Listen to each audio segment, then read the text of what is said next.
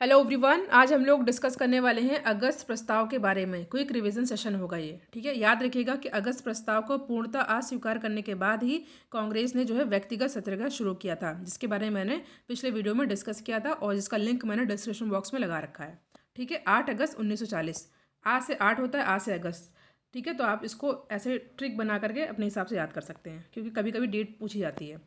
तो देखिए, मार्च 1940 में मौलाना अबुल कलाम की अध्यक्षता में रामगढ़ बिहार में कांग्रेस का अधिवेशन हुआ। अबुल कलाम के बारे में याद रखिएगा कि सबसे कम उम्र में कांग्रेस की अध्यक्षता करने वाले ये व्यक्ति थे। नेक्स्ट है, तत्कालीन वायसराय कौन थे? लॉर्ड लिनलिथगो ने युद्ध में कांग्रेस का सहयोग प्राप्त करने के लिए उसके समक्ष एक प्रस्ताव रखा, जिसे सामान्यतः जो है अगस्त प्रस्ताव के नाम से जाना जाता है। क्यों आया था युद्ध में ये जो है सहयोग प्राप्त करने के लिए? कब? 8 अगस्त 1940।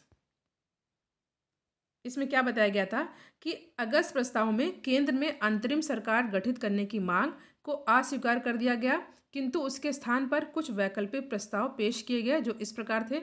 इंपॉर्टेंट चीज़ें आपको याद कर लेनी है। अगस्त प्रस्ताव में यहाँ पे क्या क्या था?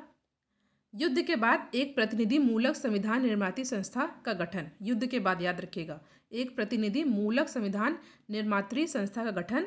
दूसरा है, वर्तमान में वायसराय की कार्यकारिणी की संख्या में अतिशीघ्र वृद्धि, ठीक है। जो वायसराय की कार्यकारिणी की संख्या थी उनमें जो है अतिशीघ्र वृद्धि।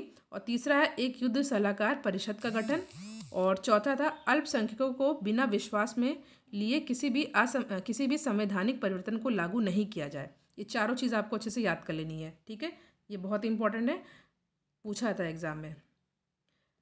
लास्ट में अगस्त प्रस्ताव 1940 के बारे में ये पूछा था स्टेटमेंट कि पंडित जवाहरलाल नेहरू ने कहा था कि जिस अधिराज्य की स्थिति पर यह प्रस्ताव आधारित है वह दरवाजे की कील की तरह मर चुका है। ये स्टेटमेंट डायरेक्ट एग्जाम पूछा था। किसने कहा है? जवाहरलाल नेहरू।